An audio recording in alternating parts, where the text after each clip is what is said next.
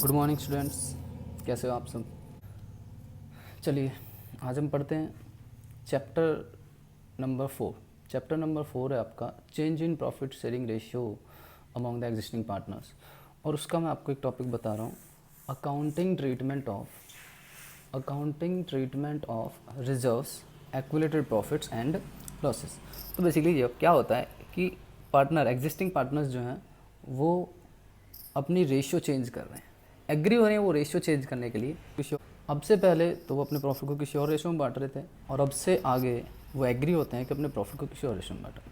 तो अब तक के जो भी रिजर्व्स हैं, जो भी प्रॉफिट्स हैं या फिर लॉसेस हैं, उन सबको क्या करेंगे, वो अपनी ओल्ड रेशियो में डिस्ट्रीब्यूट कर लेंगे। तो जो रिजर्व्स होते हैं और एक्यूमुलेटेड प्रॉफिट्स होते हैं, इनका बैलेंस जो होता है बेसिकली क्या होता है, क्रेडिट। अभी अभी हम इनको क्या करना है, अभी हमें इनको क्लोज कर देना है। अब रेशियो चेंज होने के बाद जो भी चेंजेस होंगे या जो भी रिजर्व्स वगैरह बनेंगे वो तब बाद में चलते रहेंगे। इससे पहले के जो भी रिजर्व्स हैं सबको क्लोज कर देंगे हम। तो करेंगे क्या, रिजर्व्स का बैलेंस जो होता है वो क्रेडिट होता है, तो उसको डेबिट करके क्लोज किया। प्रॉफिट एंड लॉस का जो क्रेडिट बैलेंस है, बेसिकली एक्यूमुलेटेड प्रॉफिट से हम बोलते हैं, प्रॉफिट एंड लॉस का जो क्रेडिट बैलेंस है, ये क्रेडिट बैलेंस जो है हम उसको क्या कर देंगे जी, डेबिट कर देंगे। और पार्टनर्स कैपिटल अकाउंट या फिर करंट अकाउंट में क्रेडिट कर देंगे ओल्ड रेशियो में। पार्टनर्स कैपिटल अकाउंट कब करेंगे, जब हम फ्लक्चुएटिंग मेथड से अकाउंट बना रहे हैं, फ्लक्चुएटिंग कैपिटल मेथड से हम अकाउंट बना रहे हैं। और जब हम फिक्स कैपिटल मेथड से अगर हम अकाउंट बना रहे हैं तो हम किस में भेजेंगे उसे, करंट अकाउंट में। ओके, रिजर्व्स को कर देंगे ट्रांसफ़र। अगर लॉसेज हैं तो लॉसेज का जो बैलेंस होता है वो डेबिट होता है, जो कि बैलेंस शीट के अंदर एसेट साइड में आता है। तो हम उसको क्या करेंगे, क्लोज करेंगे। उसको क्लोज करने के लिए क्या करना, उसको डेबिट को क्या कर देना, हमें क्रेडिट। तो एक्यूमुलेटेड लॉसेज जो हैं, प्रॉफिट एंड लॉस का डेबिट बैलेंस उनको क्या कर देंगे, क्रेडिट कर दो जी। और जो डेफर्ड रेवेन्यू एक्सपेंडिचर हो गया या फिर एडवर्टीजमेंट सस्पेंस अकाउंट हो गया, तो ये सब चीज़ें क्या है, ये आपका इनको हमें क्या कर देना, क्रेडिट कर देना। और पार्टनर्स कैपिटल अकाउंट को क्या कर देंगे, debit. As it is capital account fluctuating method से, और अगर फिक्स मेथड से बना रहे हो तो आप करंट अकाउंट का। ठीक है, अब मैं बात करूँगा रिजर्व्स की। यहाँ पर दो रिजर्व्स जो हैं वो मेन रिजर्व्स हैं। एक तो आपका WCR, वर्कमैन कंपनसेशन रिजर्व, और एक होता है आपका IFR, इन्वेस्टमेंट फ्लक्चुएशन रिजर्व। तो WCR यानी कि वर्कमैन कंपनसेशन रिजर्व बेसिकली है क्या, वर्कमैन कंपनसेशन रिजर्व वो रिजर्व होता है जो एक फर्म अपने प्रॉफिट से कुछ अमाउंट निकाल करके एक रिजर्व में ट्रांसफ़र कर देती है, ताकि फ्यूचर में अगर किसी वर्कमैन को कुछ प्रॉब्लम होती है तो उसको कंपनसेशन दिया जा सके, उसको कंपनसेट किया जा सके। से लाइक एक्सीडेंट, अगर एक्सीडेंट हो जाता है और किसी वर्कमैन को फिजिकल डैमेज होता है तो उसको कंपनसेशन देने के लिए इस रिजर्व को हम क्रिएट करते हैं। ठीक है, अब यहाँ पर अब आपके पास रिजर्व तो है, अब इसकी कुछ कंडीशंस होती हैं, कुछ सिचुएशंस होती हैं। तो उसमें बेसिकली है क्या कि इसमें आपको इसमें आपकी दो मेन सिचुएशंस होती हैं। दो मेन सिचुएशन क्या होती हैं, पहली तो ये, जब when claim against workman compensation reserve does not exist, मतलब कि आपने रिजर्व बनाया हुआ है बट कोई भी क्लेम नहीं हुआ है, कोई भी कंपनसेशन नहीं हुआ है, तब क्या करेंगे हम। तो अब देखो, जब कोई कंपनसेशन हुआ ही नहीं है या फिर कोई किसी को फिजिकल डैमेज हुआ ही नहीं है तो हमारे पास कंपनसेशन नहीं आएगा, तो हमारा कोई लायबिलिटी भी नहीं बनती है पे ऑफ करने के लिए। ठीक है, तो जब ये क्लेम नहीं हो रहा है तब क्या होगा, जो रिजर्व्स होगा वो पूरा का पूरा जो अमाउंट है वो पार्टनर्स में डिस्ट्रीब्यूट कर दिया जाएगा। तो सारा जो रिजर्व अमाउंट है, WCR का जो टोटल अमाउंट होगा, पार्टनर्स के कैपिटल अकाउंट में क्रेडिट कर दिया जाएगा। किस रेशो में, उनकी ओल्ड रेशो में। ठीक है, जब ये एग्जिट ना करें, WCR मतलब जब क्लेम ना हो तो पार्टनर्स में टोटल अमाउंट को पार्टनर्स में डिस्ट्रीब्यूट कर दिया जाएगा। When claim for workman compensation exist, WCR के लिए अगर कंपनसेशन या क्लेम हो रहा है तो अब इसमें 3 कंडीशन आती हैं। जब क्लेम WCR के बराबर, मतलब जितना आपके पास रिजर्व है, मान लो रिजर्व आपके पास 20,000 का है और क्लेम भी 20,000 ही हो गया, तब क्या होगा, तो सारी लाइबिलिटी बन गई आपकी 20,000। आपके पास रिजर्व 20,000 का और उसी के अगेंस्ट आपकी लाइबिलिटी बन गई।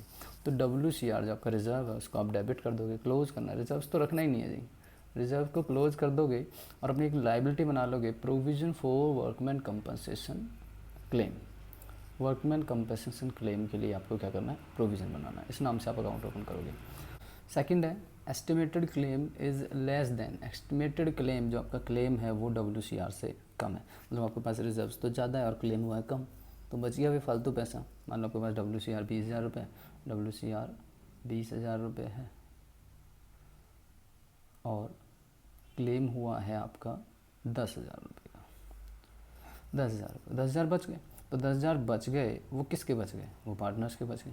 तो WCR रिजर्व्स तो हम पूरा पूरा क्रेडिट करेंगे, डेबिट करेंगे 20,000 से, ये 20,000 से रिजर्व्स को डेबिट कर देंगे और जो क्लेम हुआ है 10,000 का उसका हम क्लेम के लिए प्रोविज़न बना देंगे और जो बचा हुआ 10,000 वो पार्टनर्स में बट जाएगा उनकी ओल्ड रेशियो में, उनकी ओल्ड रेशियो में।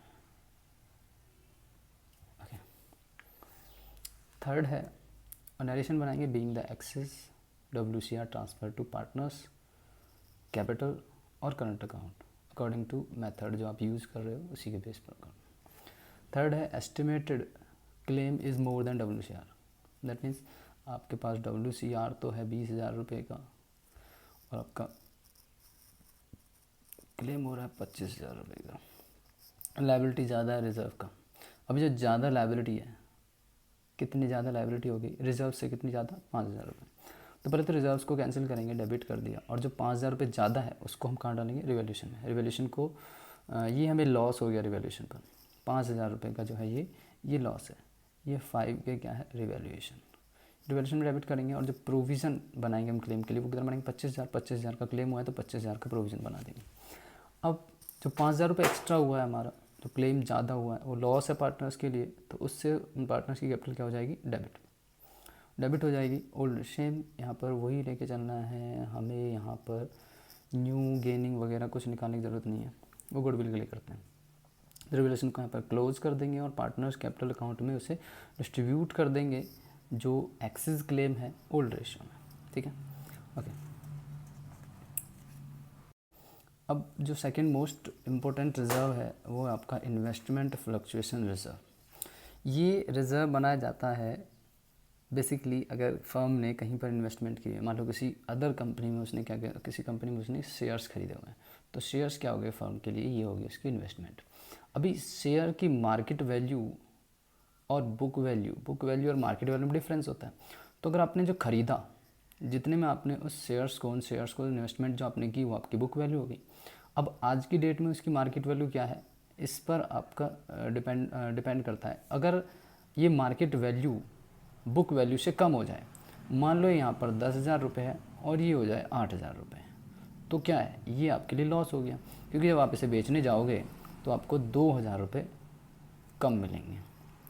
से अगर आपकी बुक वैल्यू 10 है और मार्केट वैल्यू 12 हो जाए तो ये आपका क्या हो जाएगा, ये आपका गेन हो जाएगा।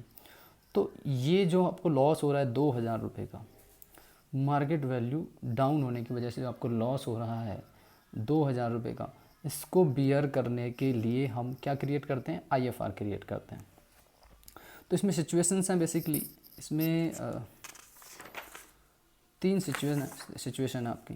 तो पहली सिचुएशन क्या है, व्हेन बुक वैल्यू और market value of investment are same, कि जब आपकी बुक वैल्यू और मार्केट वैल्यू सेम हो, मतलब आपने ख़रीदा 10,000 का था और आज उसकी मार्केट वैल्यू भी 10,000 रुपये है, तब क्या होगा, तब आपको लॉस तो कुछ हुआ ही नहीं।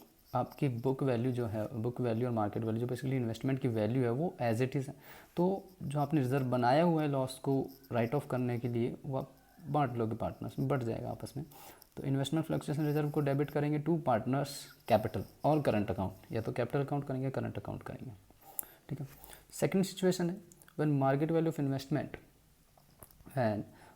Investment is less than book value, जब मार्केट वैल्यू जो है वो कम हो जाए बुक वैल्यू से।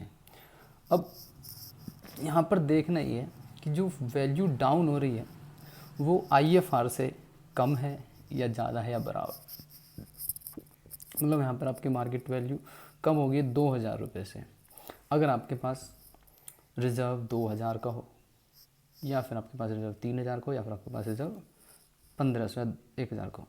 तो foreign value is less than IFR, मतलब आपके पास IFR ज़्यादा है और वैल्यू जो कम हुई है वो को कम, मतलब IFR आपके पास 3000 रुपये का और जो वैल्यू डाउन हुई है वो 2000 रुपये से, आपके लिए लॉस जो रहा है वो 2000 रुपये को रहा है। तो बेसिकली हम करेंगे क्या, जो वैल्यू जो रिज़र्व है मान लो 3000 रुपये, उसको पूरा पूरा हम डेबिट कर देंगे, टोटल अमाउंट से डेबिट कर देंगे और इन्वेस्टमेंट में डाल देंगे, इन्वेस्टमेंट को कम कर देंगे उतना जितना कि आपकी वैल्यू कम हुई है। यहाँ पर आपकी वैल्यू और मान लो 2000 रुपये कम हुई है, उस 2000 रुपये को हम 2000 रुपये से इन्वेस्टमेंट को कम कर देंगे, क्रेडिट कर देंगे, और जो बचा हुआ 2000 रुपये है ये एक तरह से प्रॉफिट बचा हुआ है फर्म के पास पार्टनर्स के लिए, तो पार्टनर्स में बढ़ जाएगा उनके ओल्ड रेशियो में, ठीक है, पार्टनर्स कैपिटल या फिर करंट अकाउंट क्रेडिट हो जाएगा। सेकंड है fall in the value of investment is equal to investment fluctuation reserve, यानी कि आपके पास IFR 2000 रुपये का है और आपकी जो वैल्यू डाउन हुई है, मार्केट वैल्यू जो गिरी है वो भी 2000 रुपये, तब क्या होगा, तब तो कोई बात ही नहीं होती, तो पूरा का पूरा अमाउंट कहाँ पहुँच जाएगा, इन्वेस्टमेंट की वैल्यू हमारे उतने अमाउंट से डाउन हो जाएगी।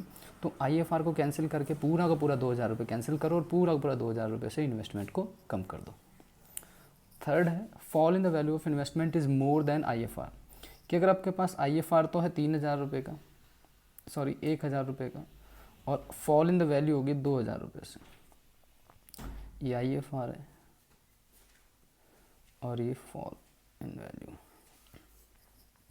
तब IFR तो पूरा का पूरा कैंसिल हो जाएगा 1000 रुपये से, और जो एक्स्ट्रा अमाउंट है 1000 रुपये, वैल्यू जो गिरी है वो तो 2000 से गिरी है, बट आपके पास IFR 1000 रुपये का, IFR से ले लेंगे 1000 रुपये तो, और 1000 कहाँ से लेंगे, रिवैल्यूएशन से, और इन्वेस्टमेंट की वैल्यू जो डाउन हो जाएगी वो कितनी हो जाएगी, 3000 रुपये, सॉरी 2000 रुपये, तो 1000 रुपये यहाँ पर, 1000 रुपये यहाँ पर, और जो वैल्यू डाउन हुई है 2000 रुपये इन्वेस्टमेंट में क्रेडिट हो जाएगा। यहाँ पर दूसरी एंट्री भी होगी, सेकंड पॉइंट की दूसरी एंट्री भी होगी, तो इसमें दूसरी एंट्री क्या होगी आपकी, पार्टनर्स कैपिटल अकाउंट को या करंट अकाउंट को हम डेबिट कर देंगे, और जो रिवैल्यूएशन अभी हमने जस्ट अभी जो डेबिट किया है 1000 रुपये से, वो यहाँ पर क्रेडिट हो जाएगा और पार्टनर्स की कैपिटल या करंट अकाउंट डेबिट हो जाएंगे। लास्ट है इसमें when there is an increase, यानी कि मार्केट वैल्यू घटने के बजाय बढ़ रही है।